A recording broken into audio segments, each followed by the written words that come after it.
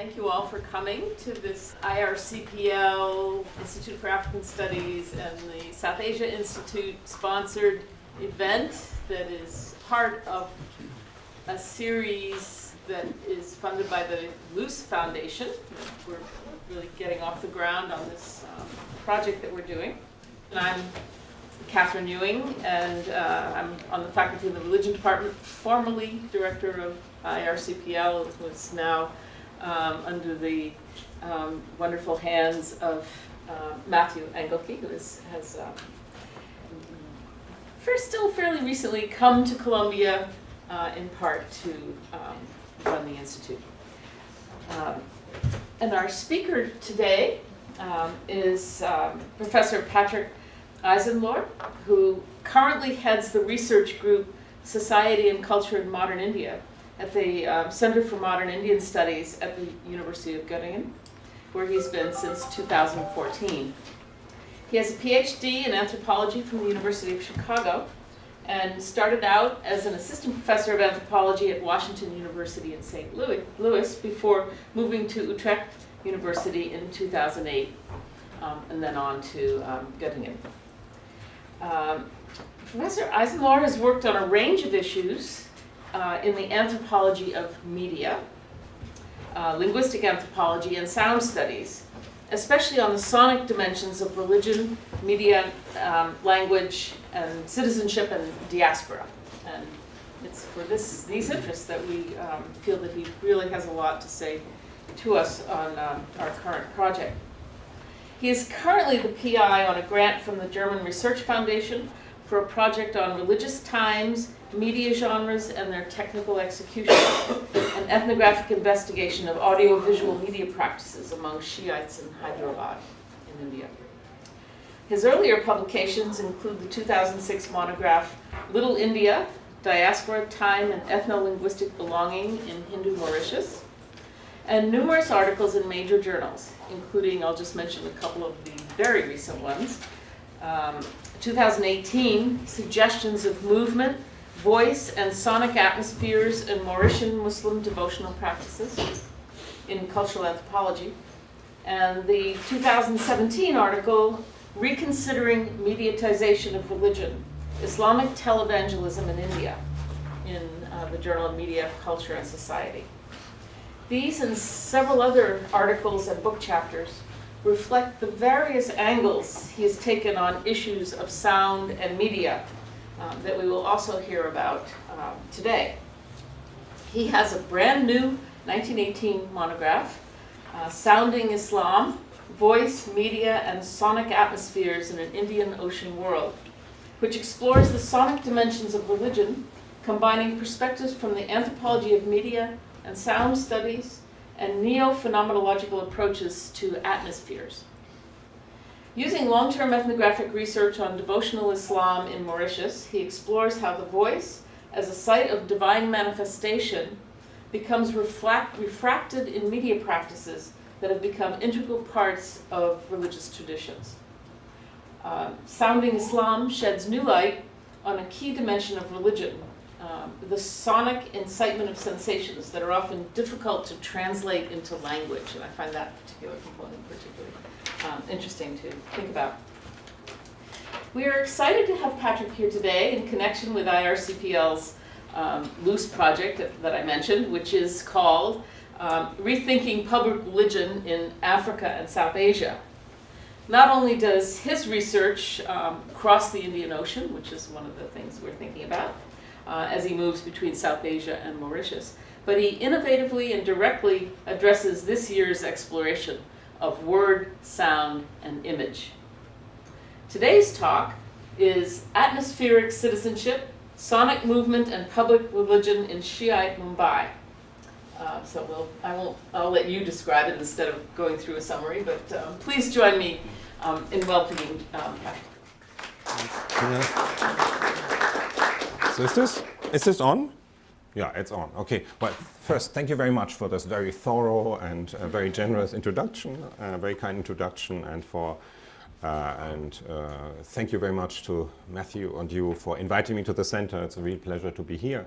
And yeah, the talk I'm presenting today actually develops a lot of the themes that in that book that just came out, but it's actually not about Mauritius, but it's about the other my other ethnographic site, which is really the mega city of Mumbai. And now in this talk, I want to develop the argument that the urban question is not only approachable in terms of architectural and population density, patterns of consumption, or nodes of global capital flows, but also often manifests itself as particular urban atmospheres. And these are related to specific visual, auditory, and olfactory impressions that convey the mystique and feeling of being in the city.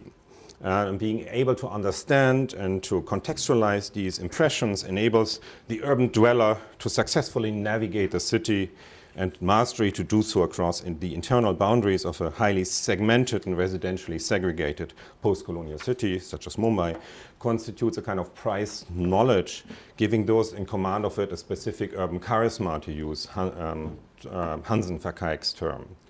But urban atmospheres, the main topic of my talk, do not just emerge through sensory impressions and their interplay, but also involve a holistic and somatic dimension of bodily encounter and immersion that cannot be fully reduced to single particular sensory perceptions, even if, as in my example, the sense of hearing plays an obviously central role in the production of urban atmospheres. And following newer approaches in phenomenology, approach atmospheres as distinct material entities that bodies encounter and intermingle with. And as I will explain in the course of this, in greater detail in the course of this talk, atmospheres fill spaces that, as they proceed from persons, objects, or their constellations in events. And sonic phenomena can be very concrete exemplifications of atmospheres understood in such terms. And my focus here is on sonic atmospheres in Mumbai and their connection to religious practices and forms of belonging. And in Mumbai, religious festivals play a very long-standing role in the claiming of urban space. Mumbaikars often conceive such struggles over the right to the city in terms of competing religious communities that also have regional identifications. And religious processions have constituted an important part of this often violent mode of claiming urban space that in Bombay, which was renamed Mumbai in 1995, was already notorious and subject to government regulation in colonial India in the 19th century. Their religious processions produce urban locales associated with specific communities and their moral right to belong to the city, with far-reaching implications regarding housing, employment, access to public services. And this making of urban places is not just a matter of contest between religious communities, but often also stands in tension with practices of urban planning and governance in Mumbai. And ritual practices such as processions also pose the old question of the right to the city in a very different way compared to Lefebvre's original formulation, because in this post-colonial city, particular locales, streets, and neighborhoods are often associated with specific ethnic, caste, and religious communities, where the super diversity often associated with global megacities is therefore rarely found on the micro level. And against the background of a history of intercommunal violence, most recently featuring Hindu nationalist majoritarian targeting of Muslim minorities in the city, and the latter's progressive ghettoization, the ritual and performative marking of particular urban locales, specifically Shia, is a powerful way of publicly claiming and reconfirming their right to be recognized as belonging to Mumbai. And Hindu nationalist and Maratha regional chauvinists have in recent years violently rejected such claims. And this is, in turn raises the question of citizenship that also, is mentioned in the title of my paper. Now, the notion of cultural citizenship, of course, we are familiar with in anthropology in the 1990s.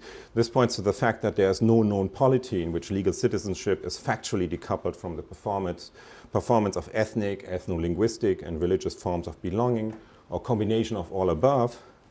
Further worked through social stratification, even in nation states that present themselves as highly inclusive, such as India and the United States.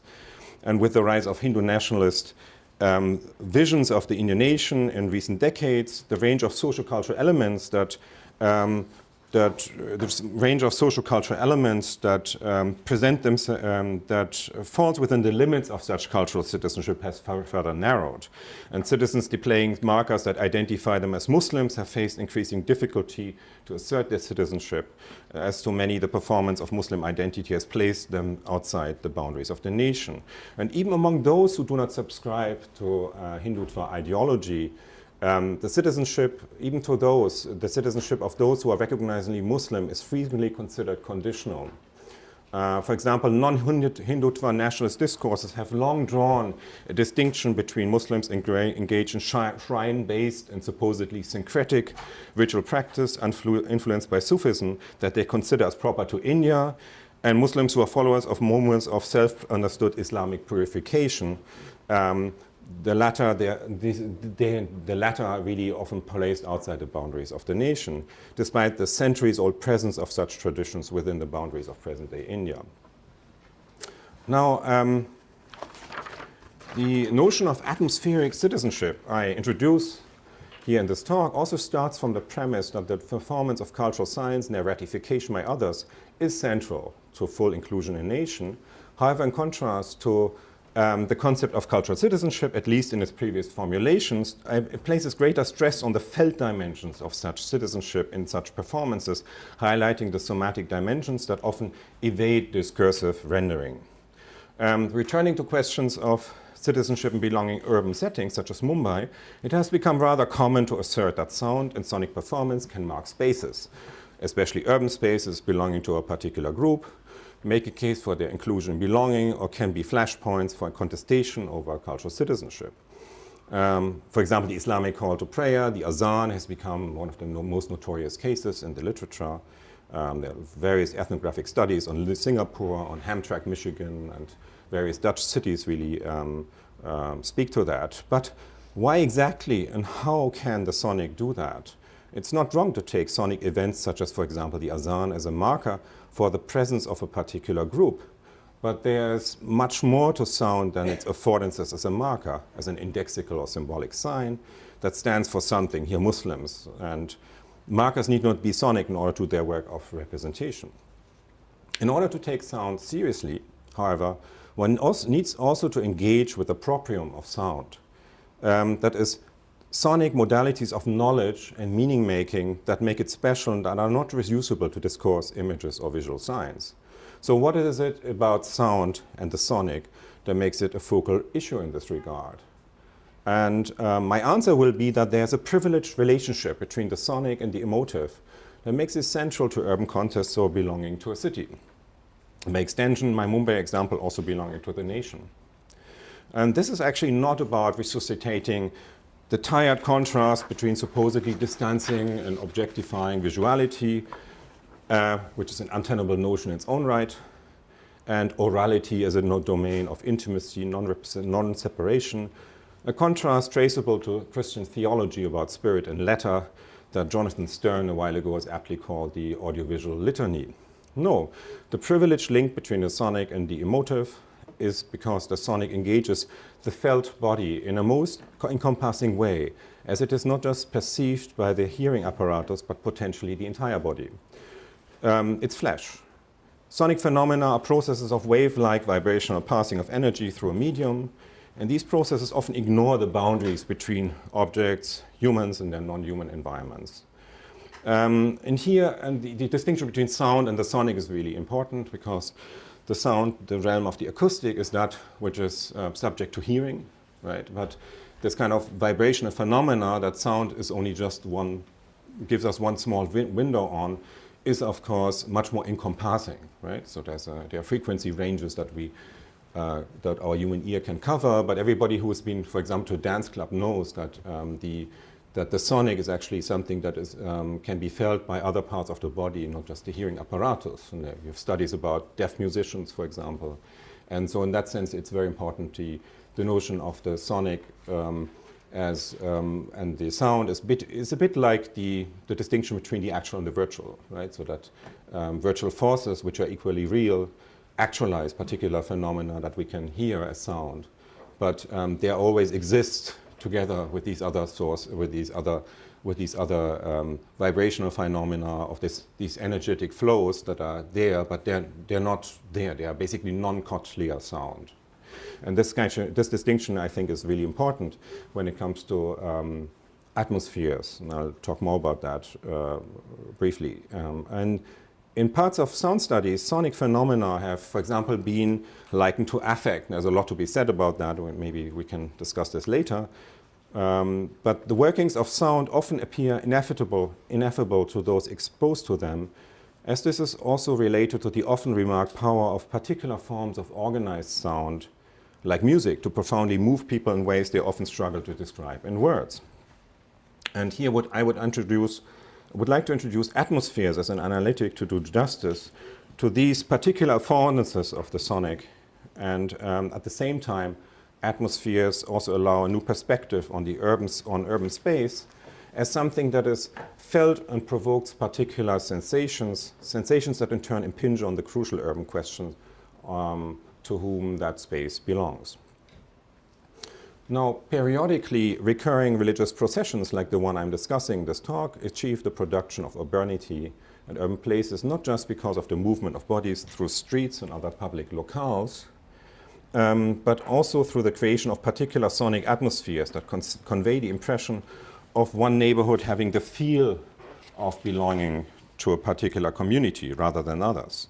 And to illustrate that, I draw on my ethnographic research on 12 Shi'ite Muslims in Mumbai, who are known for staging large processions on the 10th day of the Islamic month of Muharram to commemorate the tragic events of the Battle of Karbala in 680 in the Christian calendar.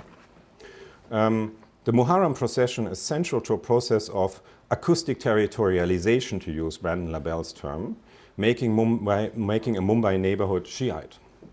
The rhythmic beating of breasts and the chanting of various slogans and genres of poetry lamenting the martyrdom of Hussein, the grandson of the Prophet, the broadcasting, mediatic recirculation, public amplification of sermons, intermingled with the sound of ambulances catering to fainted mourners engaging bloody forms of self-flagellation, the sound of hundreds of razor blades being ground and sharpened beforehand, which you can see here, and the metallic sound of the chains they are fastened to during flagellation comprise some of the key auditory components of making the south-central neighborhood of Dongri and surrounding areas specifically Shia.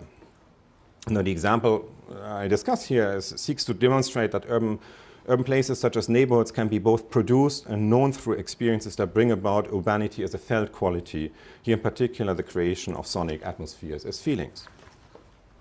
Now, at the same time, the urban sounds discussed here have particular translocal aspects that interact with other more visual reminders of the Battle of Karbala, around whose memory the procession revolves. The commemorative processions, Luce, contain elements of reenacting the events at Karbala. In a sense, it's a kind of passion play, in a sense, transporting the devotees to the sacred site, which is nowadays located in present-day Iraq. A central feature of such Muharram processions in India are tazia or tabut. These are ornate floats that are replicas of the tomb of Hussein, decked with flowers and alarm, large stylized and often highly decorated battle standards, featuring the names or iconic representations of members of the family of the Prophet and are carried by participants.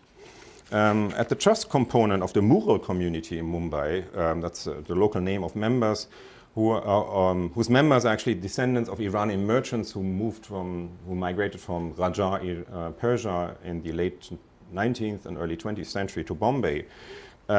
There's even a detailed restaging of the Battle of Karbala with impersonators as of its key protagonists in the form of a passion play characteristic of Muharram devotional practice in Iran. And there are also now some local organizations which have done this in their own version on the streets of Mumbai. Now, returning to the issue of sonic atmospheres, a key sonic element of such practices of mourning in India, known as matam, is the sound of breast beating. In smaller towns, also drumming. Let's say several men usually beating their breasts in synchronity, evoking deep sorrow and pain. In Mumbai, drumming is less in evidence compared to other locations in South Asia, but the sounds of metal implements, such as chains and sharp blades dangling against each other in the practice of bloody self-flagellation, add another distinctive sonic element to the ritual setting. And one of the goals of these sonic dimensions of performance is to transport those present to the tragic scene of the Battle of Karbala, positioning them in a position of witnesses present at the events. Now, in the specific ritual contexts I'm describing, sound affects listeners in such a way that both the making of an urban neighborhood as distinctly Shiite, as well as forms of transoceanic belonging, are strengthened in deeply emotional ways. And the ability to recognize and locate such sounds are not only an important means of navigating the city in its great diversity, but because such sounds also contain specific pointers belong beyond its boundaries. In the ritual context here, the sounds evoking the tragedy of Karbala are not just linked to profound sorrow and grieving, they provoke not just profound sorrow and grieving, reinforcing a Shiite claim on a part of Mumbai, but also momentarily transport attuned listeners to a witness position in a distant location in ways that go beyond the purely narrative construction of Shiite tradition. And the performative establishment of links to places in other parts of the world, far beyond the city's boundaries, does not necessarily contradict the efforts of acoustic territorialization that support a Shiite claim to a particular part of Mumbai. On the contrary, the evocation of Karbala and other places in present-day Iran, Iraq, Saudi Arabia, and Syria reinforces such a project as acoustic territories should not be exclusively read as places or sites, but more as itineraries, as points of departure, as well as arrival, as Brandon Labelle has put it. As I will explain, the notion of territorialization as travel, including its sonic dimensions, plays a key role in positioning those present at the procession as witnesses of the events at Karbala, thereby supporting a specifically Shiite historical memory. Now, it's very well known that the events of the Battle of Karbala in 680, where Hussein, the grandson of the Prophet, was killed in a struggle over the leadership of the Muslim community, play a pivotal role in Shiite self-understanding and religious orientation. Scholars have referred to the Karbala paradigm centered on a narrative and images of resistance, just struggle and sacrifice against overwhelming odds, as a template of Shiism that has not only been evoked in creating a profound sense of mourning and personal attachment to Hussein and his family and of members of the Ahlul Bayt, the family of the Prophet, who lost their lives at Karbala, and in honoring their descendants. The memory of Karbala has also been, in more recent history, been turned into a call for activism and practical social and political transformation reform, and even revolution against forces perceived to be oppressive and unjust. Karbala in present-day Iraq, where the pivotal events took place, and which is also the site of Hussein's magnificent tomb, has long been a site of pilgrimage, as is Najaf, the center of Shiite learning, and the site of the tomb of Ali, Hussein's father and the son-in-law of the Prophet. Now, Karbala is literally holy ground for Shiite Muslims, a preferred ground for burial, and sacred to the point that Shiite Muslims often use a turba or more, a stamped tablet of clay from the soil of Karbala to rest their foreheads on during prayer. And Karbala and other places of pilgrimage and associated centers of Islamic learning, such as Damascus and Rom in Iran, Damascus, Syria, Rom and Mashhad in Iran, have long featured as places of longing and favored destinations of pilgrimage in Shiite imaginations. Material objects from these sites and the experience of being present there evoke deep emotions and feelings of attachment.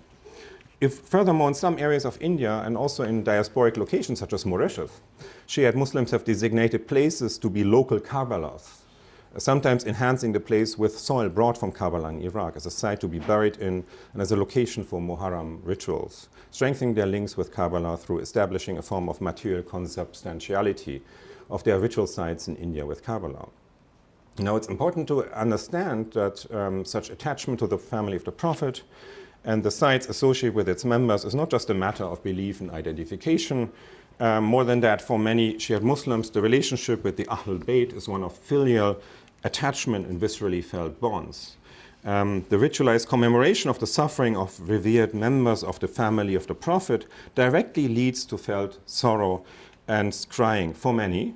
Indeed, one of the main purposes of such commemorations is to provoke feelings of displays of grief and mourning that are considered to be purifying signs of piety, leading to a rapprochement with God and turning those affected by such feelings into better Muslims. But Shiite Muslims do not just link this themselves to Middle Eastern sacred sites in memory of the family of the Prophet, but they also perpetuate a tradition of attachment to India as a holy land. For example, among Shiite Muslims in Mumbai, there are discourses of aligning Imam Hussein's example and martyrdom at Karbala with Gandhi's freedom struggle in India, suggesting that the former was directly inspired by the latter. For example, in 2007, a religious advertising campaign announced under the name Muharram Awareness Campaign in the sacred month of Muharram, when the pivotal events at Karbala had took place, prominently showcased an alleged quote by Gandhi: "If India ever desires to be a great nation, it should follow the example of Imam Hussein."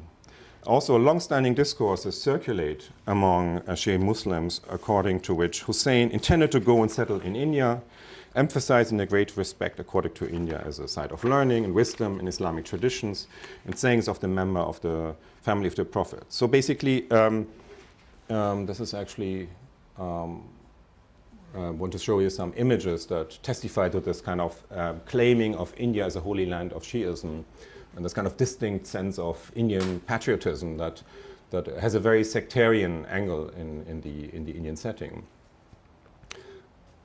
This is actually here, for those of you who are South Asianists, this is actually the Sadhyamev Jayate is actually saying that is actually on the national seal of India, right? It's a Sanskrit, and the truth alone triumphs. So it's been trying to align the Battle of Karbala and the sacrifice of Imam Hussein for truth and with this kind of slogan of the Indian Republic.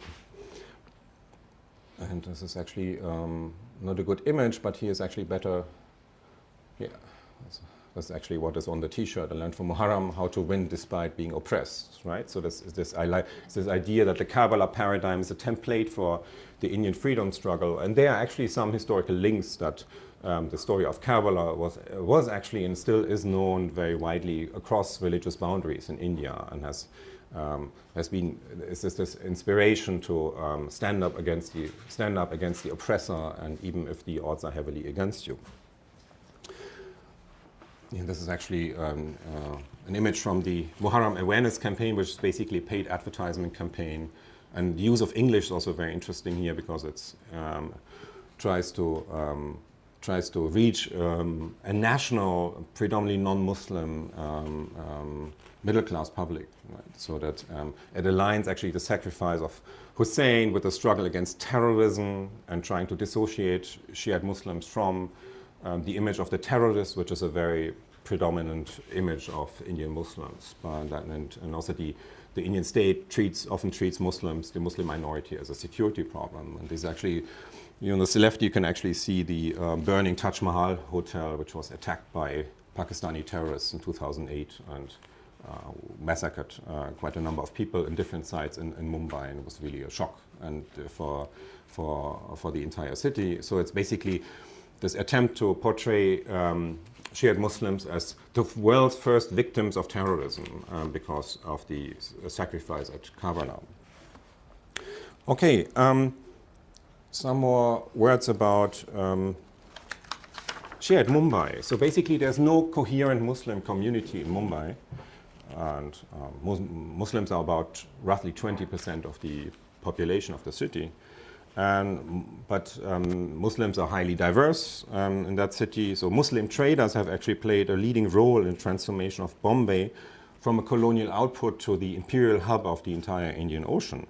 And especially Muslim Gujarati communities, most of them Shiite, are long-established inhabitants of the city, having spread throughout the Indian Ocean region along imperial networks. And they are closely connected to the ascent of the city as an economic and financial center, and finally a global city in which there are dense networks of trade, kinship, and intermarriage, as well as religious affiliation, patronage played a big role. Now, also since the 19th century, great numbers of North Indian Muslim migrants have come to the city, First, for a long time, they were sought employment in the textile industry that went under in the 1980s, and these North Indian migrants and their descendants have long greatly outnumbered the established Muslim trading communities, and tend to be very distinct, not only in terms of regional and ethnic, but also in terms of religious affiliation.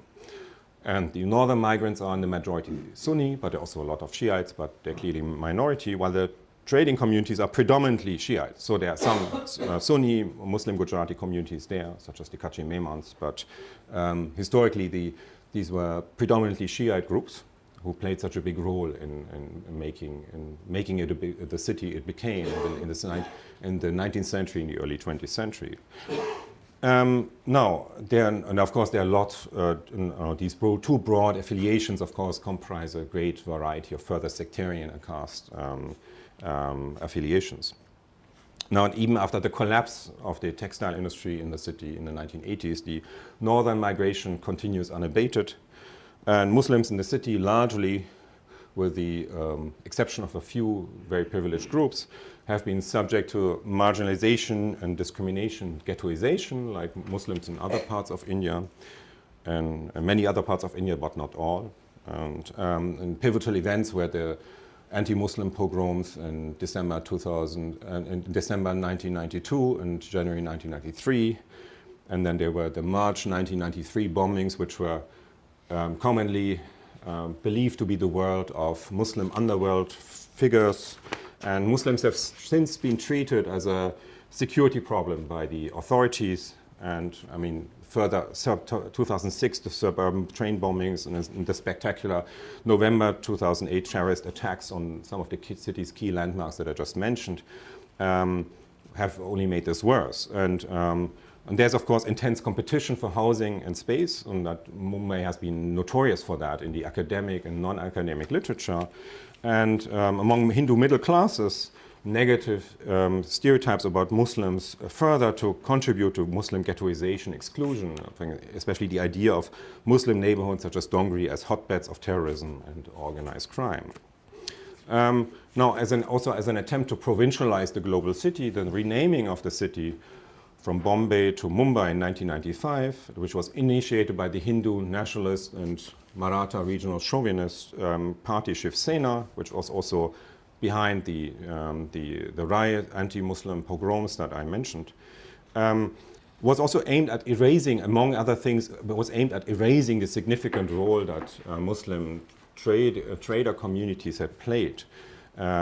These cosmopolitan Muslim networks had played in the rise of the city. And what is actually surprising in light of all of this, which I found in my fieldwork, is that that the threatening Hindu other does not always loom very large in intra-Muslim debates. So I was fully expected if you read the literature, there's the logic of communalism, of Hindu-Muslim antagonism, but I found that, my interlocutors and friends were actually not that concerned about it. They were actually, as Shiites, they were much more concerned about what they thought was their main enemy, their main other, which is the figure of the Wahhabi, that is radical Sunnis who are markedly anti-Shiite, and were actually, so they didn't see Hindus as the main other, but other Muslims. Now, so basically Muslims, I found, are often more concerned about deepening sectarianism and antagonism, contesting claims of religious and moral authority within what many from the outside typically describe as a Muslim community. And the marking of neighborhoods as Shia underlies this dynamic, that is the marking of a neighborhood not just as recognizably Muslim, but more specific in sectarian terms. In Mumbai, no neighborhood is as closely associated with Shiites as Dongri, and where all the main 12 Shiite trusts and institutions are located, and where during the month of Muharram, ritual life is most visible and audible. Now, historical shifts in religious performance also are indicative of the progressive marginalization of Muslims in the city, and this is above all the relative eclipsing of the Muharram processions of the 10th of that month that I'm discussing here. Previously, it was by far the biggest public religious event in the city, and it has long been eclipsed by the enormous procession on the Hindu festival of Ganapati or Ganesh Chaturthi, which was inaugurated by Lokmanya Tilak in 1893, combining a rising Hindu nationalism with the anti-colonial freedom struggle. Now, and also the Muharram processions changed around the turn of the century. Previously, these were local events where religious authorities actually didn't play a big role. It was really local neighborhood strongmen, which are locally known in Bombay as Dada, who actually had competing parties who built their own taboos and tazia. And the Muharram procession, in which a lot of non-Muslims also took place, was a way to fight out for turf wars between these different Dadas, to the point that there was a lot of violence and public disorder, and then the British actually banned the procession for a number of years. And what happened is that the British encouraged the takeover of these commemorations by the ulama. So it became really Islamic ritual of commemoration, right? So that instead of big folk festivals where local politics and neighborhood strongmen clashed. So now, in approaching the issues of sound and also the sonic and the production of urbanity, some theoretical clarification is necessary. Now, the anthropology of sound has, among other theoretical developments, worked above all so far through principal concepts, which is soundscape and acoustemology. Now, soundscape, as some of you will know, or many of you will know, is the term coined by the Canadian composer Maurice Schaeffer, and it draws on the analogy to the term landscape. Now, soundscape aims to describe the totality of sounds perceived by an individual in a given spatial setting and environment. And what is useful in this concept, I think, is the holistic approach connoted by the soundscape concept, and its emphasis on the relationality of listeners and their environments. Now, also the parallel with landscape suggests a kind of deep historical and cultural shaping of the environment in which listeners are embedded. Now, there was also another side of Schaeffer's work, which was really this romantic critique of urban, mechanic, and industrial sounds as presumably polluting, pristine soundscapes, and that so that also led him to denounce schizophonia, what he called schizophonia, the separation of sounds from their sources through modern technologies of sound reproduction. And he thought that was negative and abnormal. And Schaeffer's organic holism is therefore quite ill prepared to deal with sonic dimensions of urbanity, where, for example, mechanical sounds and also technologies of sound reproduction have shaped people's listening habits for more century. Now, my approach also departs from the concept of soundscape in that the latter's analogy with landscape ties it to the position of a subject which is confronted with an external environment, right? And there's a clear subject-object divide here. And I think that is limiting. It's also in that scape.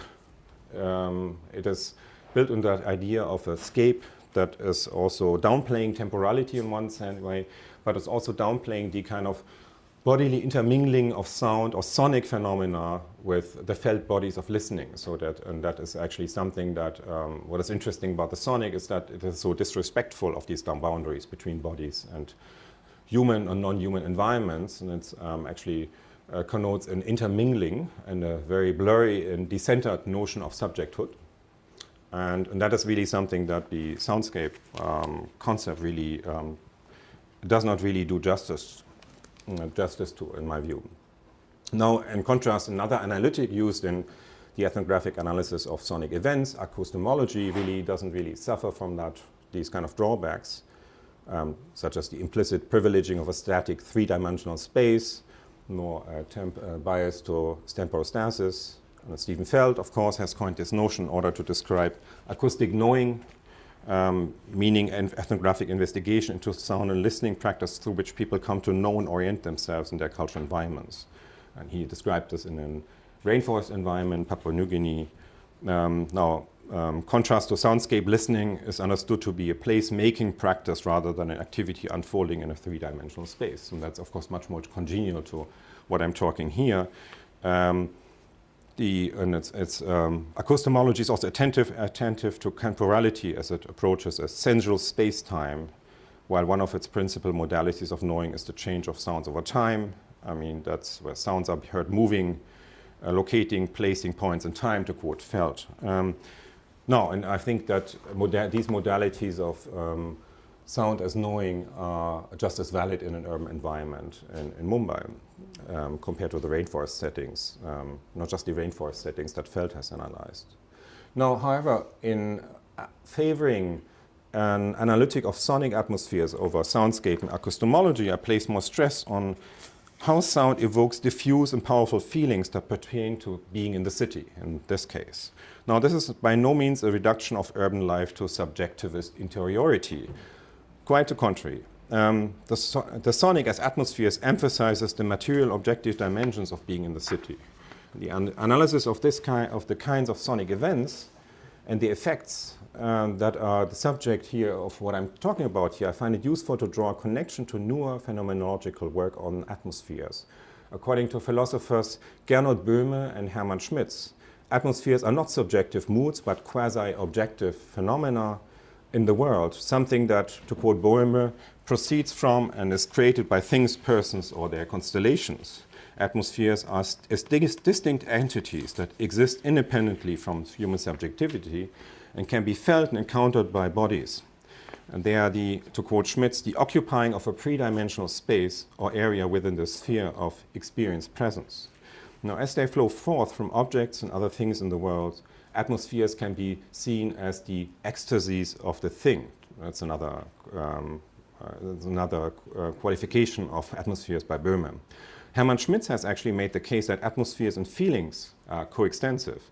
According to him, feelings are poured forth atmospheres, powers that seize the body. So feelings are actually, in that sense, also outside the material body, not just a matter of interiority. Now, of key importance here is the phenomenological difference between the material body, Körper in German, and the lived or felt body, which is in German, you call it Leib. So there are two different concepts there. Now, sensations of the felt body can extend to phenomena beyond the boundaries of the physical body, but to phenomena that are outside the boundaries of the physical body, but that still pertain to the felt body.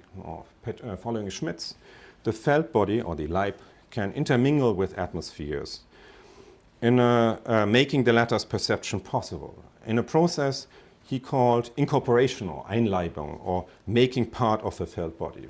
So basically the felt body and atmospheres intermingle, and in the felt body basically appropriate some of these atmospheric forces. And now, and this kind of process of incorporation can also have an important social or collective dimension I'll talk about. Now, the formulation of atmospheres as feelings that are ecstasies of the thing might still seem somewhat enigmatic, but sound and sonic events provide a very concrete way of empirically investigating the workings of atmospheres understood in such phenomenological terms. Taking a lead from such newer work on the objective qualities of atmospheres, I propose that sonic phenomena and events can also be understood as atmospheres, and indeed that they are a privileged mode of the kind of knowledge conveyed by atmospheres. Sonic phenomena have an eminently substantial existence, they unfold in time and are measurable, and in any case detectable without the intervention of an perceiving subject. Now, sound flows forth from objects and persons as they disturb a medium such as air, constituting the latter's ecstasies in a very tangible way. A sound acts on perceiving bodies, providing one of the key modalities of our experiential immersion in and commingling with the world in which we found ourselves, as Tim Ingold has put it. Human bodies, or to be precise, felt bodies, in turn register sound and the sonic by commingling with sonic phenomena, which goes beyond hearing in the narrow sense, as I explained, as sound can be potentially registered by the entire body. Now, the sonic encounters and passes through bodies, being transformed into other types of energy in the act of immersion. And the commingling of felt bodies with sound as atmospheres is at the heart of the often described peculiar power of sound and the sonic, and in particular music, for example, to move people, generating strong moods and feelings that often resist discursive rendering. Now, the objective power of atmospheres notwithstanding, the registering of sonically generated atmospheres is not the same for everybody. And the perception of sonically created atmospheres also depends on learned, cultivated forms of attunements, techniques of the body that make, for example, Shi'ite Mumbai receptive to particular sonically produced atmospheres, having, for example, acquired the appropriate modes of religious listening. Now, atmospheres as ecstasies of the thing have also become an issue in scholarship on cities. And those interested in the aesthetic and affective dimensions of urban places have been spurred by the suggestion that urbanity has an atmospheric core. Atmospheres as feelings extended in a pre-dimensional space profoundly affect persons just as being in warmth or darkness does, shaping a sense of being in the city. In cities, a plurality of atmospheres coexist and overlap, often contradictory in complex ways. And urbanity is palpable through immersion in atmospheres and the very literal felt bodily encounter with them. Now, architecture, sets of illumination, smells, the movement of people and vehicles, and also urban sounds can all exude feelings of urbanity of atmospheres. Atmospheres, according to Hermann Schmitz, are half things, phenomena that are fleeting and immersive, such as sounds and rainstorms that, to quote Schmitz, disappear and return, while it's pointless to ask where they have been in the meantime. Frequently, those affected by an atmosphere resort to synesthetic descriptors in language to report their experience, such as when describing a feeling of being in a city as lively. Furthermore, residents can identify and locate particular neighborhoods of a city through their atmosphere, while contemporary urban planners also deploy the atmospheric character of a neighborhood in marketing strategies and even aim at manufacturing atmospheres in the construction of new neighborhoods. One example is Hamburg's Hafen City, which is a new part of the city built on the site of former port warehouses dating from the 19th century. So it's really interesting that this kind of analytic of atmospheres comes out of neo-phenomenology in philosophy, but has been quickly picked up by geographers and architects, but not so much anthropologists yet, and it's entering musicology now. And there's been a lot of applied work on manufacturing atmospheres. This line of work on urban atmospheres in philosophy and geography, I think, is also highly relevant for my discussion of the atmospheric dimensions of the Shi'ite character of Dongri in Mumbai as a distinct Mumbai neighborhood. In contrast to most previous studies of urban atmospheres, now, what I'm talking about focuses on the sonic rather than architecture and illumination as generators of atmospheres. And I really suggest here that the sonic creation of a specific character of Dongri tied to its Shiite history mainly becomes palpable in two ways, or steps. The first more general and the second more specific. And I want to show you a kind of 3-minute video, I hope that works, of the Muharram procession of 2010 in Dongri. Let me see. So this is an alarm that is being carried in the morning to the main. People are streaming to the main processions, calling like Ya Hussein. This is a self-flagellation.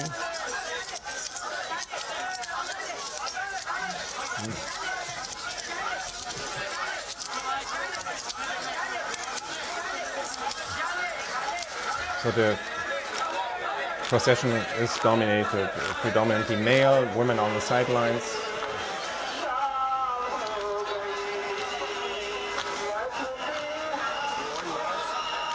This is Nauha is a particular poetic genre that is laments the tragic events at Karbala.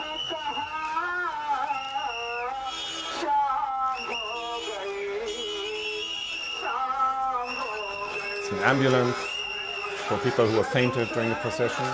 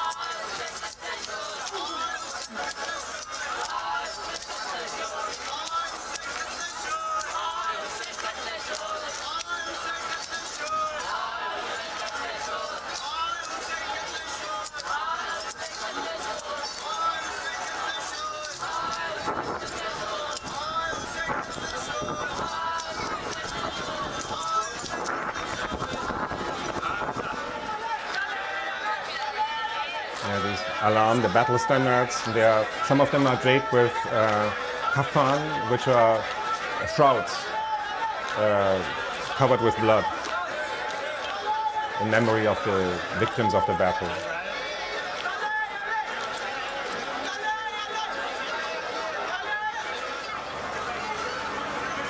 So generator powers the light. It's the evening of the procession. It's usually the afternoon, right into the evening. Procession takes a particular route through Mumbai, marking a kind of Shiite space, and ends at the big Shiite cemetery of Rahmetabad. Breastbeating. Now, the sounds that emerge from the procession, whether the repetition of slogans, the sound of rhythmic breastbeating, the devotional genres of recited poetry commemorating the events of Kabbalah, the sounds of metal chains and blades used during flagellation, or matam, have one quality in common. They are sounds of rhythmic movement, and they comprise an alternation between strong and weak elements on multiple dimensions. And they comprise an alternation between strong, and this is of course plainly obvious in the case of breastbeating, the repetition of slogans, and the flagellation with metal implements, but also the musical rendering of commemorative and mournful poetry of the Nauha genre shares this quality of rhythmic, here most musical vocal movement. Now, these sonic manifestations are all about rhythmicity, and they are ecstasies of the procession, which itself is a movement of bodies through the city. And the sounds of collective movement emanating from the procession have a capacity to seize and affect those listening, so the latter become immersed in the same sonic envelope. Now, returning to the theme of sonically generated atmospheres, in this context, it's useful to draw a link to Hermann Schmitz's suggestion that atmospheres are not just feelings poured into a three-dimensional space, but also suggestions of movement, an insight that resonates with Böhmer's point that sound as atmosphere acts through modifying space as it is experienced by the felt body. In other words, those affected by sounds like those emerging from a procession do not just hear movement, but their felt bodies are also touched and immersed in a way suggesting or driving towards analogous movements.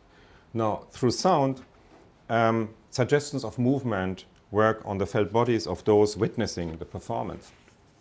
Through sound, now, these sonic movements are achieved means of making the specific urban atmosphere of Dongri as a shared neighborhood perceivable as a socially shared experience, as a mode of intercorporeality, to use Thomas Jorda's term.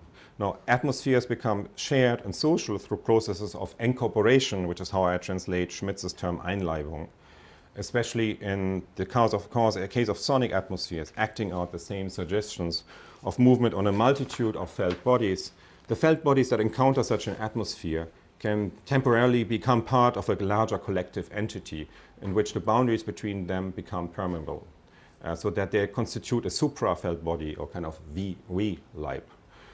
Atmospheres, therefore, are able to create a collective feeling of being in and being part of a shared emotionally charged space. This points also to the close links between the study of urban atmospheres and the rhythm analysis of cities.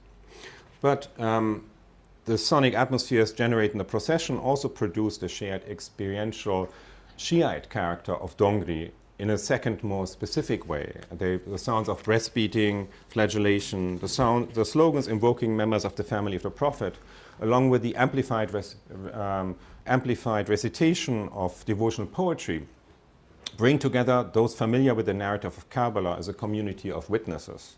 In other words, the shared emotional space that the process of atmospheric incorporation I just mentioned creates, and that is atmospheric in its internally diffuse meaningfulness, is in this second step further qualified as specifically Shiite. So it's in the first step, I would say, meaningful, right? This is actually one of the big differences between atmospheres and affect, and at least as understood by Luce and Masumi, where there's this idea that there's an autonomy of affect. It's sheer, unqualified, energetic movement through bodies. And really, atmospheres actually speak to these same concerns, right? The movement of bodies in a contagious way, of energy through bodies, and basically the basically creating feelings and sensations that are difficult to render into language. But on the other hand, these are atmospheres, I would say, are deeply meaningful, even though in a diffuse and multivalent way, because they are signs of their movement, and they are about movement, and they are, of course, then, in semiotic terms, all about indexicality and iconicity, and so in that sense, they are not autonomous affect. That's actually, I think, quite important. Now, this kind of you see that this kind of atmospheric, diffuse meaningfulness then is here, and that in this procession qualified as something more specific, really. It becomes part of a sectarian religious tradition, part of a narrative. So it's brought together in a more specific way. So the sounds of breast beating, flagellation, the slogans invoking family members of the Prophet, and bring about that qualify this as specifically Shiite. Now, witnessing in both Islamic as well as Christian traditions is intimately linked to martyrdom. This entanglement of witnessing and martyrdom is to a large extent based on assumed inner connections between pain, death, and truth that also provide the background to the history of judicial use of torture in Europe, for example, in early modern Europe. While in Islamic traditions, shahid, that is the Arabic term that is also is also a loan word in Urdu and many other languages, refers to both martyr and witness. Now, the restaging of events that happened at Karbala during the procession, where sonic and visual reminders of Karbala are thickly present, summons those receptive to the Karbala paradigm as witnesses of the events, thus those collectively tying them to the unfolding spectacle. As John Durham Peters has put it in his discussion of media and witnessing, to witness an event is to be responsible in some way to it. Witnessing and reliving the mournful events of Karbala is the common theme of many ritual practices of Shiism and features prominently among my interlocutors as signs of what they refer to as a good Shia. Witnessing is an inherently social act, and elaborated as a religious performance can be constitutive of community. Sonic atmospheres proceeding from the procession help to achieve a rapprochement of a collective of listeners as is those affected by the sonic events, in the knowledge that the sounds of those events also affect others at the same time, with a Shiite community of pious witnesses of Karbala. And it's really through the body, or to be more precise, the felt body and the sensations felt through it, such as sorrow and pain, that witnessing occurs. Addressing the crucial role of witnessing in contemporary media worlds, Peters actually has stated that distance is a ground of distrust and doubt. We waver about another's testimony because of our distance from the experience they narrate. In the same way, reports from distant personae are more dubious than those from people we know and trust. The communication situation of broadcasting is analogous to that of witnessing. Experiences are mediated to an audience which has no first-hand acquaintance with them, and the legitimation of the veracity gap in media followed the same path as in witnessing, using pain in the body as a criterion of truth and truthfulness. And the body is authenticity's last refuge in situations of structural doubt. Now, as sonic atmospheres affect the felt body through its suggestions of movement, they play a powerful role in positioning listeners in the role of witnesses. They reinforce the memory of the narrative of Karbala, therefore, far beyond first-hand experience. Affirming and authenticating the moral truths the events have come to stand for among Shiites, and sometimes even non-Shiites, including also some non-Muslims. To a large extent, this involves sounds coming from painful and mournful events and acts, such as breast beating, flagellation with sharp metal implements, and amplified sorrowful poetry. In a very literal way, these sounds constitute an atmosphere and therefore a feel of the events in the narrative of Karbala. As periodically recurring urban atmospheres, they contribute to giving its urban setting a specific Shiite feel that is both as diffuse as it is powerful. And the hailing and summoning of listeners as witnesses through the sounds of the performance establishes a connection between the atmosphere of the urban locale and specifically Shiite narratives and themes and moral stances. And at the same time, as is also evident from the short video, the procession is a complex event that features many different forms of participation, not all of which fit neatly into a template of Shiite piety. For many, it's also a folk festival, as it was primarily in the 19th century, a kind of Mela-like spectacle, which to be attended with the entire family. An analytic of atmospheres provides us with a way to connect the concrete movement of procession and the sonic energies emanating from them with a specific form of urbanity that is manifest as a feel of the place. And as urban sounds are complex and overlapping, they also point to the multifaceted and contradictory characteristics of urban atmospheres. Thank you.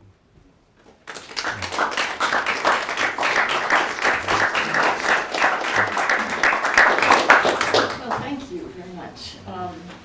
I guess we can you can take questions and we'll see how it goes. I'll field questions if it gets complicated. Okay.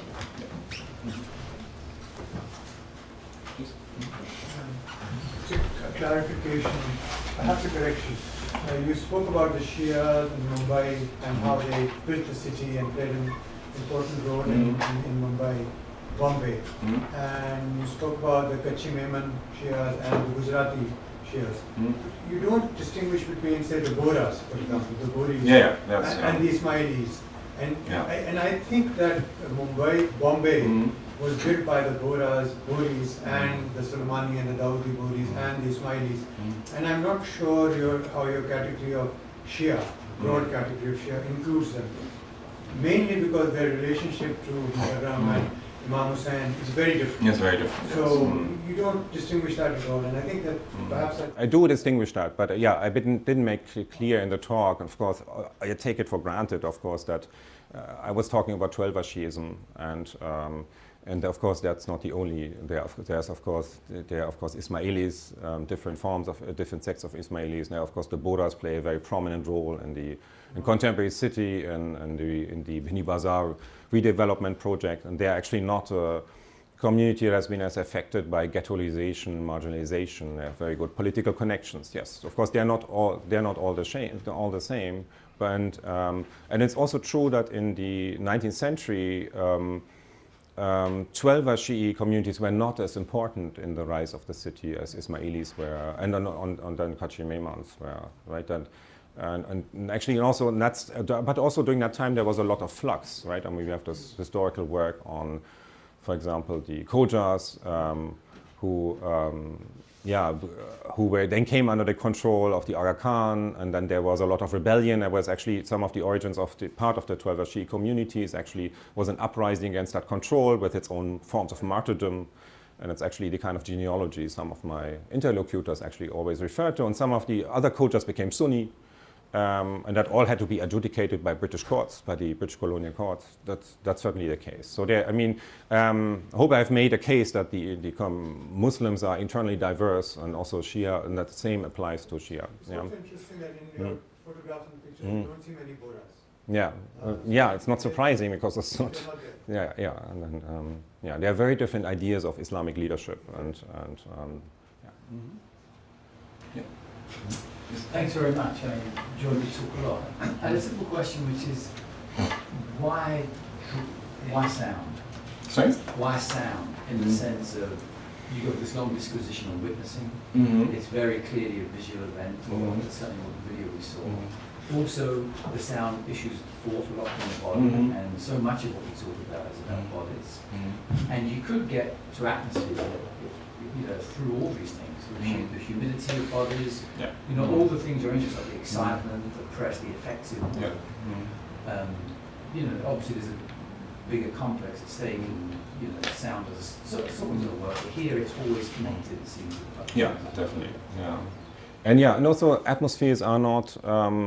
When I talk about sonic atmospheres, I of course do not think that they're not exclusively sonic, right? There's a central element of sonicity in them, but atmospheres are always have a holistic character, right? And they are also not easily reducible to definite sensory impressions, whether they are visual or whether they are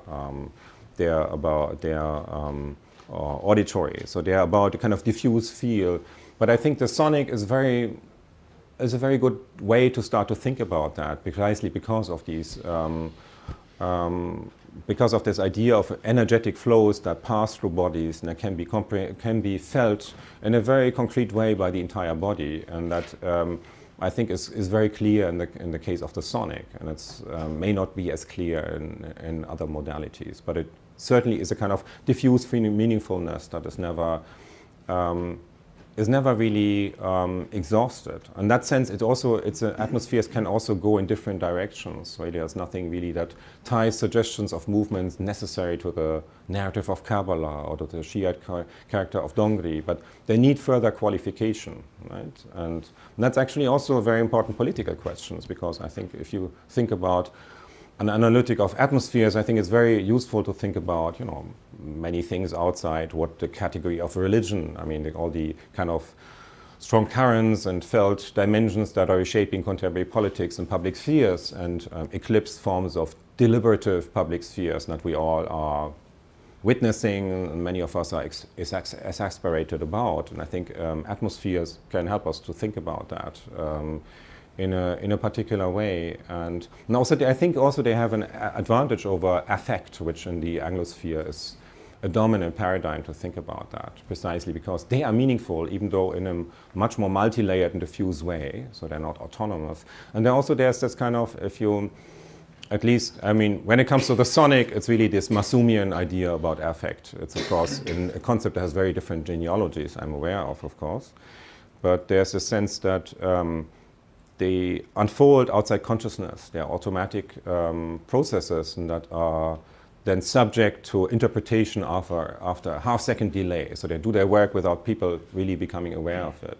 And I think atmospheres shows us that consciousness is not an either-or question, right? There are different forms of awareness and consciousness. And there's kind of this, like atmospheres in the sense of the weather or being in darkness or warmth. It's not a matter of an unconscious feeling, but it's something that is there, but it can be in the background along with other things. So in that I think that atmospheres can be very useful for understanding that. And of course they're very useful, I think, for far beyond anything we would call religious. Right?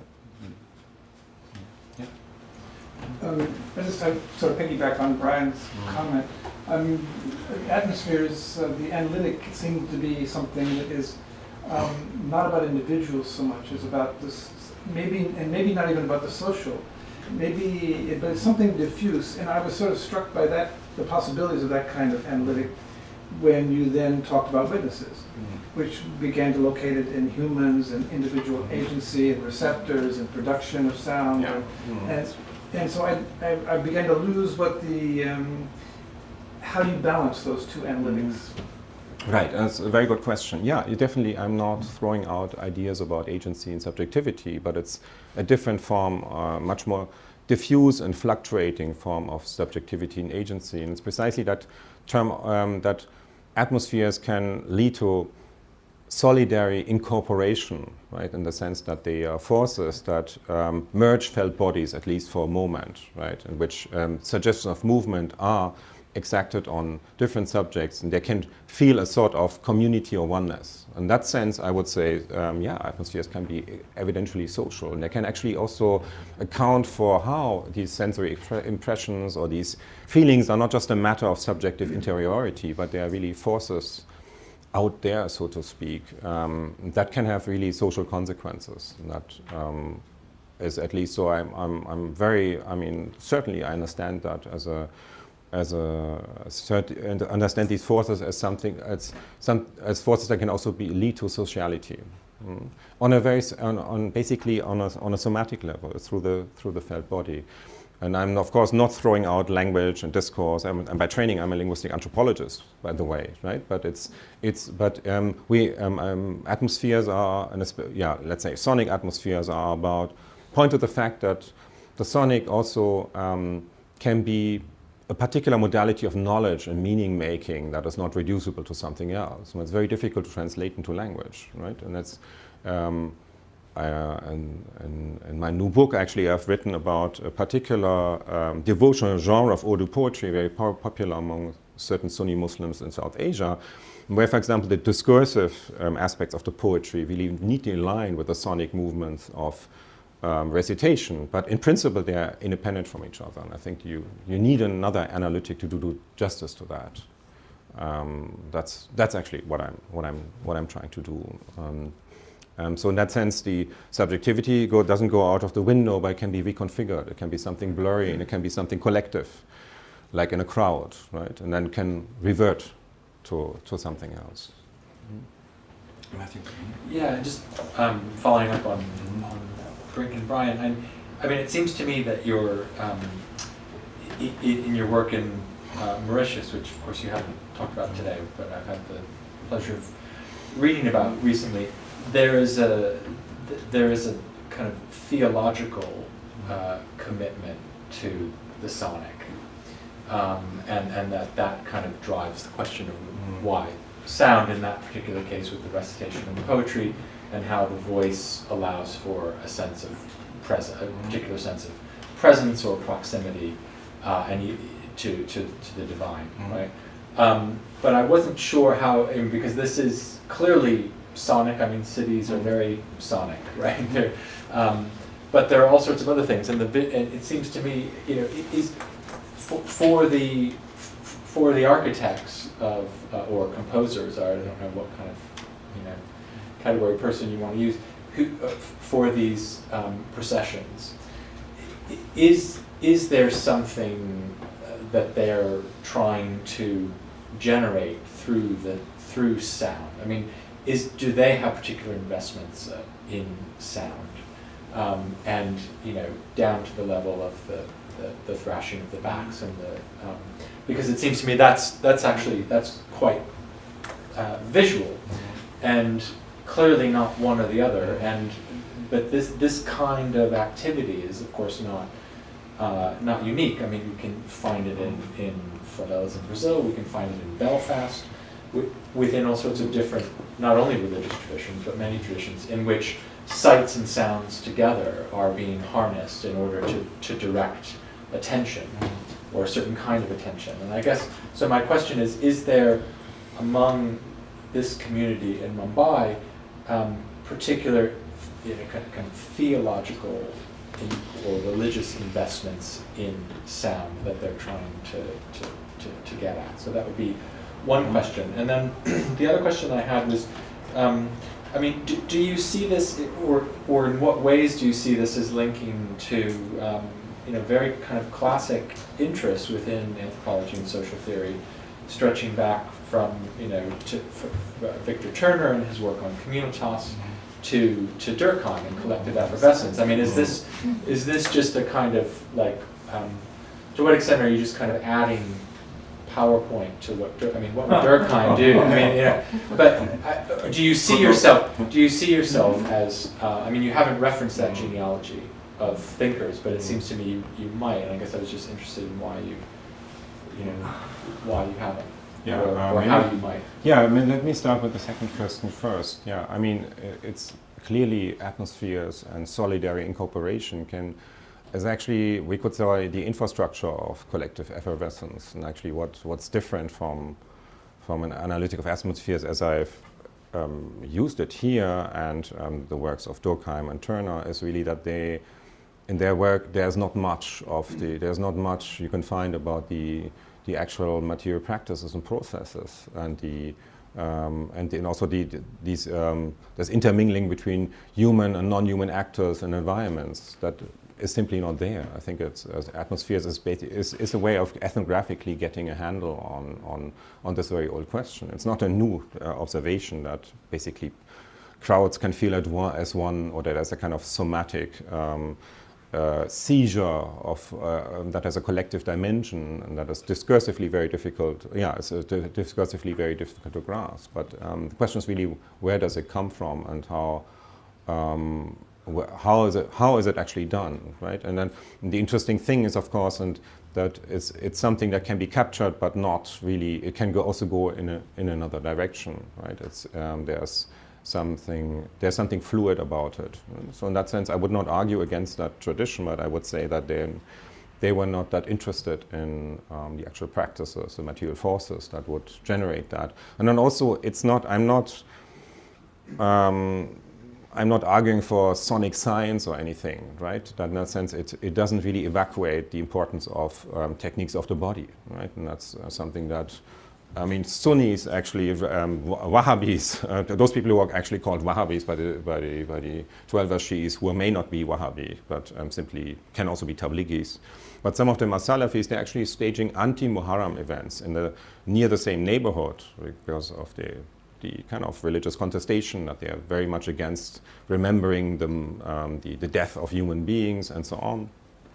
And they will not be seized by the atmosphere in the same way. And in my other work on the recitation of this particular devotional genre of Naat poetry in Mauritius, it's very similar in that sense. So and that actually brings me to your first question, the specific sonic investment. And this is actually an urban setting, public, locale, where there's very diffuse and multivalent. So then, of course, in some aspects of ritual practice, especially the cultivation and the recitation of these genres like Sos and Nauha, there's a particular investment of the sonic that is not unlike that which I have found in my work on Naat among Barelvi Sunnis in Mauritius.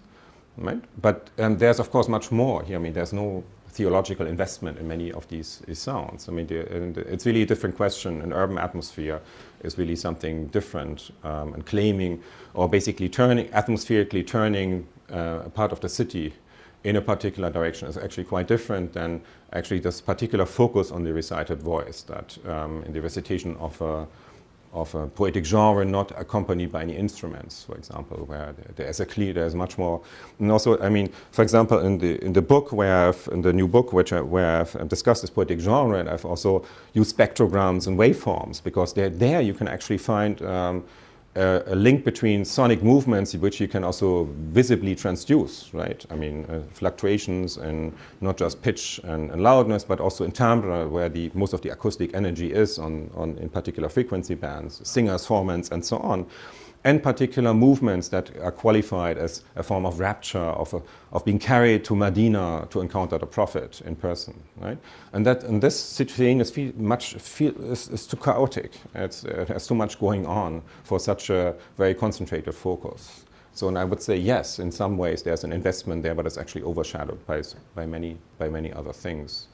And it's, of course, ultimately it's really the extension of a Quranic paradigm of recitation to other genres, right? Not just the recitation of the Quran that is in question here, but it's just, there's so many layers of what is happening here that this is not very much in evidence. Okay. Jack?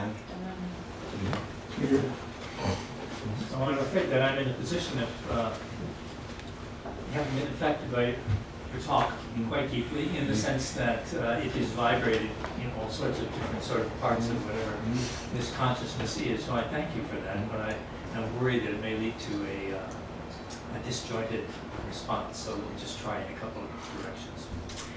First of all, I was struck by, in thinking about a procession. In Hindi, it strikes me that the expression julus nikalna has quite a different sense from, say, yatra karna, just to make a journey. The sense of nikalna, drawing, Draw out. Yes, and I don't know, is that just pulling something out from a specific locale into a public space, or is part of the force of that term, which I think is more important in the actual yatra, reveals something about the sort of crossing of spatial boundaries, bodily boundaries that you're pointing to here. So, if that's the case, has something been heard here by the Hindi-speaking society, the Urdu-speaking society as a whole? Does it have anything to do with a particular, let's say, allergy on the part of Sunnis to this kind of performance that you have in a Shiite tradition, which is somehow perceived as being against what the original orality of Islam should be? To hear the Quran, to hear, to perform that sacred rite. So I just think it raises wonderful questions about the shape of a particular language and also sort of religious constellation. Second, in general, I found myself thinking about the visual analog, which has come up both in what Rick said and what Brian said. You followed also, Matthew.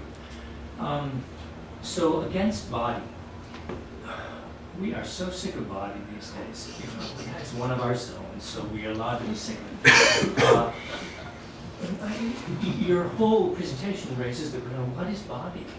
I had never thought about Körper in relation to life, and what a fundamentally different way that is of thinking about something that's deeply interconnected. My observation would be, or sort of suggestion, is how interesting it would be to compare that to what you have in the visual field in South Asia, where you would designate, a body like this as a sharira, let's say, or perhaps a gata, which really means a pot. But you wouldn't call it necessarily a rupa or a kaya, but it's rupa and kaya that really become the focus for systematic elaboration in the religious world, because these are constructions of bodiness that don't have to do specifically with the hotness of the substance itself. So I just found that I'm eager to read, oh my poor German, but yeah, to read your sources in German there, and then it made me wonder about belonging, whether the sense of belonging, this is what, Angehörigkeit, something like that in German, does that actually encode the verb to hear? Yeah, these are a lot. First off, basically, you laid out future work. Basically, I take the notion of Leib from German phenomenology. I mean, it's Helmut Plessner, 1925, who coined that term. But basically, it would be interesting to see, to compare it to various forms of the subtle body in Indic traditions, right? And that to basically deprovincialize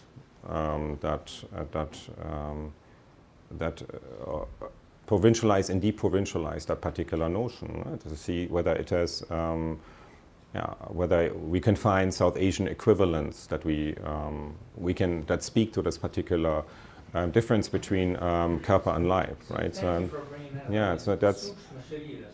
That sort of takes sharira as the basis, and then Yes, it's kind of the coarse and refined binary. But there's another strand that works in the way that you've been working, namely the sort of the kaya, or the Buddhist especially, or rupa strand, which doesn't start with that physicality, what we sort of think of as being normal body, but thinks in bodily terms from a different point of view. So that is what I feel like, for me anyway, it's been the sort of main, I feel is found vibrating of what you're saying. You've asked us to really reconsider what the basis of what counts as the basic perceptual unit, and to suggest, if you use the term atmosphere, to suggest that it's not as we so often tend to. And to go, and to go back to your first question about Julius Nikalna, in this urban setting, I mean, it certainly points to the kind of effort that has to be put in place, right, in order to, it's not simply that one sets off on a pilgrimage of yatra or ziyarat khana, right, but it's really something, it's an elaborate ritual. It involves the collaboration of many people. There's actually one video sequence I didn't show you, where there's actually a big scaffolding where the commissioner of police of the city sits in top and surveys the entire, benevolently surveys the entire procession. So it has the blessings of the police and the basically very much non-Muslim security apparatus of the city, right? So in that sense, the Nikalna has this agentive, planned aspect of the procession in there, and that's actually that's the way I would respond to your first remark. Hi, thank you very much. I like many people these days, try to think of this notion of affect, and I'm grappling with this very complex sort of mechanism.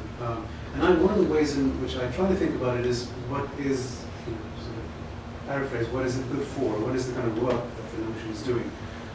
And I thought of, among other things, in relationship to something like Raymond Williams's notion of the structure of feeling. He was a Marxist cultural historian, and for him it was about a way of trying to understand how you could speak of the sense of an era, which was retrievable from objects of art and things like that. Because what that notion of the structure feeling does, what it actually structures is time. What it's trying to grapple with is how you can, what is this feeling that you can only, name, so to qualify, after the fact, which you nevertheless feel is so indisputable in a certain sense. Right? It's real, but not. It hasn't got to place in thirdness, maybe something like that. So I'm wondering if and insofar as it raises the question of time, the time and place would be two, in a Kantian sense, kind of two framing the thing a priori we can't do without in terms of we think one in terms of the other. And the notion of soundscape in this code, is the transposition of the question of sound onto the spatial, isn't it? So I'm wondering what happens if you try to think sound in relationship to time. And for instance, in the context of a procession like this, this event, how one can think about, and how the participants think about, this as being a particular kind of place-time. I mean, it is about the reenactment of a historical event. It's a chronotype. So things, what happens to that, the objects that are used, is their time thought about in different sort of ways? It's of course it's a month, it's a calendar event, so just how does sound allow you to think time? It's not only place. Right. Yeah. I mean, it brings back the whole theme. The Kabbalah theme is a chronotype, right? And that involves also its sonic aspects. It's about trying to get in a state of co-presence with the event, even though they happened in the Christian calendar in the year 680 in what is now Iraq, right? So the idea is to witness the events as if, Imam Hussein was killed right here and there, right? And that, I think, is what the sonic aspects of this atmospheric phenomena really contribute to. It's basically about collapsing. It's about cutting up or it's actually similar to what Benjamin called messianic time, right? So you have the progressive, empty, homogeneous time that separates us from the events, and then you have this kind of ritual effervescence that basically collapses that and erases the difference between past, present, future. You are just you are co-present with the events in that way, and that is actually something that is. That narrative can do to a certain extent, but in basically the felt bodily effectiveness, including its sonic dimensions, actually also very much contributes to. And then about space. Now, what I find, what is very important here is that to make a difference between, let's say, the three-dimensional space of the urban planners and of scientists and the non-dimensional space that this felt body experiences, right? And this is actually the realm of the sonic from a phenomenological point of view is really unfolding right there. And that's actually one of the difficult ways of rendering that or transducing that into another modality. For example, in the book I've used, as I said, these spectrograms and waveforms, but they are basically visual transductions of sonic phenomena. And they represent these sonic movements that in three-dimensional space, but that actually is not really what is happening for the felt body, right? Where this is actually what the felt body experiences is upstream from that. That's I don't know whether that answers your questions or comment or speaks to what you're saying. One correlated question like this, people even talk about this classic trope of you go to another place as if historically the ethnographer goes to Africa, and I feel like I was 1,000 years ago. I travel back in time. Do people talk like that in relation to moving through these neighborhoods, for instance, at the time of Maharana or otherwise?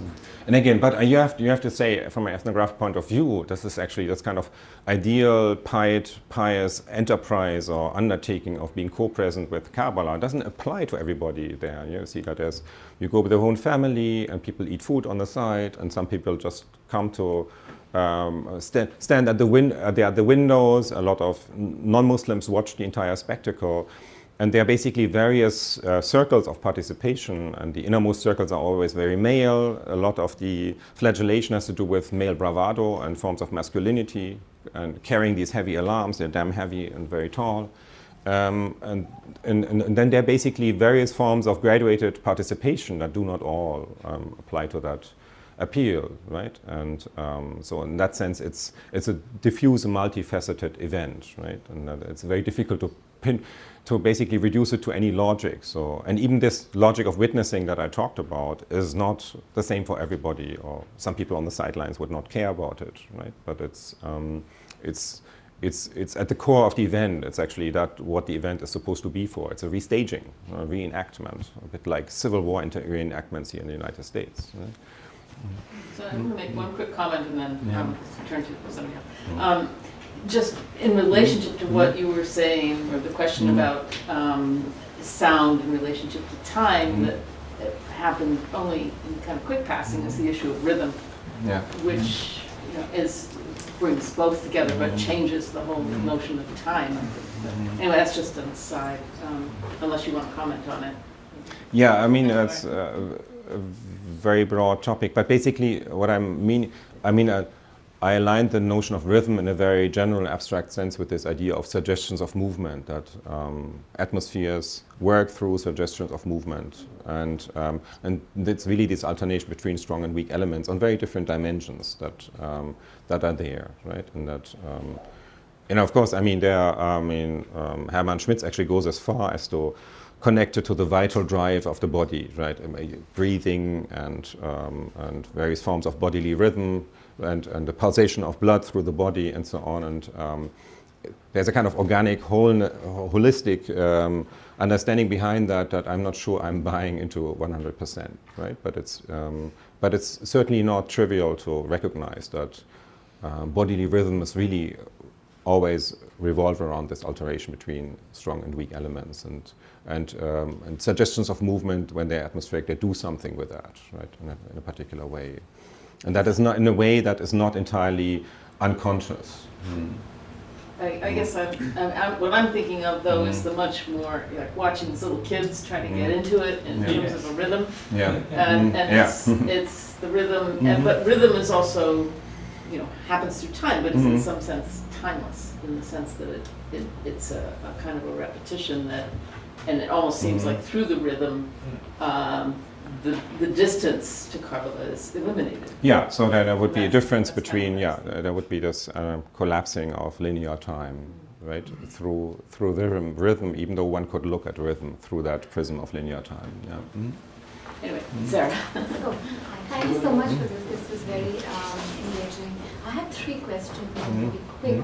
The first is that, so Muharram is also a very specific procession which is largely distant around recreating witnessing, because when the actual event happened, there weren't, because the entire family of Imam Hussein was massacred, there were no witnesses. So the whole idea of the procession in the memory of the community is largely to do with the fact that we will take out this procession so that we have witnesses who mourn. So I just want to know, first question, what does mourning and this entire procession of basically mourning does to the felt affect of sonic atmosphere